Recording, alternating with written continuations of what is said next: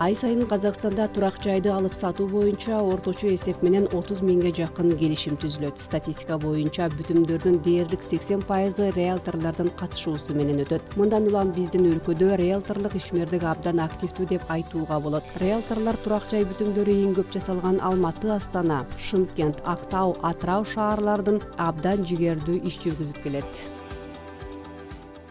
Если мы возьмем всю нашу страну, Эгерде жалпы биздин өлкөнү алсак, бизде 18 миңден ашык риэлторлор бар. Алар азыркы учурдагы маркетплейстерде 500 миңден ашык объект сатылып жаткан шартта иш жүзүндө жана биз жаңы конуштарды эсепке алган жокпуз. Башкача айтканда, сатыкка коюлган жана сатылып алынып жаткан кыймылсыз мүлк абдан көп жана риэлторлор чындап эле анча көп эмес. риэлторов действительно не так много. Таң калыштуу болсо да, Казакстанда риэлторлук кызмат рыногу ондогон жылдардан бери жөнгө салынбай келет. Ошондуктан риэлторлор арасынан кесипкөй эмес адистерди, кээде алдамчыларды дагы көп кезиктирүүгө болот. Эксперттердин сөзү боюнча, Борбор шаардын өзүндө эле ар бир ай жаңырган сайын 500-700 киши риэлтордук ишке өз күчүн сынап көрүү үчүн келет. Алардын көбү биринчи сыноодон кийин токтойт. Бирок аларда окутуудан кийин кесипкөйлүк негизде ишке киришүү мүмкүнчүлүгүнүн жоктугу кейиткен факт. Анткени эч жерден окуй алышпайт. Ал эми кардарларда ишти билбеген үйрөнчүк адис менен жолугуудан өзүн коргогонго мүмкүнчүлүк жок. Кырдаалды жөнгө салуу риэлтордук ишке лицензиялоо киргизүү тууралуу чечим болмок. Бирок айрым жагдайлар көп жылдар бою муну жасаганга мүмкүнчүлүк бербей келет. Лицензирование есть и плюсы. Лицензиялоонун оң жана терс жактары бар. Биз муну жакшы түшүнөбүз. Эгерде биз чет өлкөлөрдүн тажрыйбасын алсак, түгүл постсоветтик мейкиндикти карап көрсөк, ал жактарда расмий түрдө лицензияланган 7-8 риэлтор иштеген кыймылсыз мүлк агенттиктери иштейт. Калган баардыгы 50 чакты кызматкер лицензия албаган жардамчылар болуп саналат. Башкача айтканда, мында так айырмачылыкты түшүнүү зарыл. Алардын баардыгы кантип, кайдан лицензия алат, риэлторлор кандай макам алат, анда кандай укуктар жана милдеттер пайда болот. Эң маанилүү жагы ошол. Болбосо ушул ишмердик түрүн жөн гана мыйзамдаштыруу үчүн лицензияны таратуу болуп калат. Бул эми кандайдыр бир чоң өзгөрүүгө алып келбейт. Биздин иштин сапаты жагынан дагы.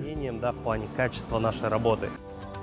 Риэлтордук коомчулуктун өзү көптөн бери иштин кандайдыр бир эрежелерин киргизүүгө, өз ишмердигин бир тутумга жана стандарттарга келтирүүгө аракет кылып келет. Өлкөдө ар кандай деңгээлдерде риэлторлордун ар түрдүү бирикмелери иштейт. Кезектеги ушундай кесиптик жамаатты түзүүгө жакындан бери Александр дагы киришкен. Ал өз ишинде сапаттуу окутууну уюштурууга жана бул ишти бүткүл республикага кеңейтүүгө басым жасап жатат.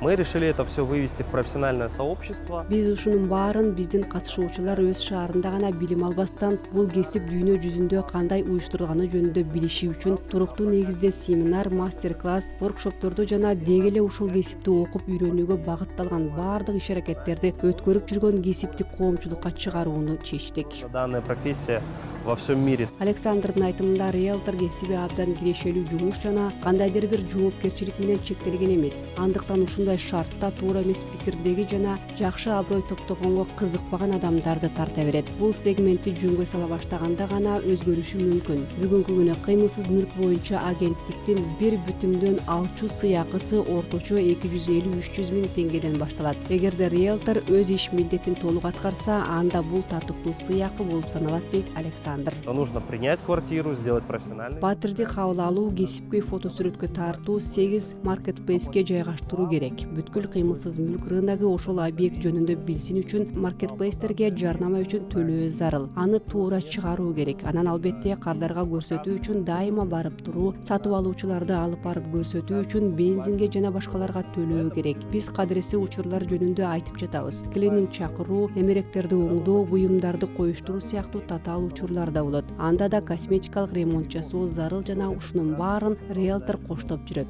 Адатта сатуучулар мындай базаны билбейт.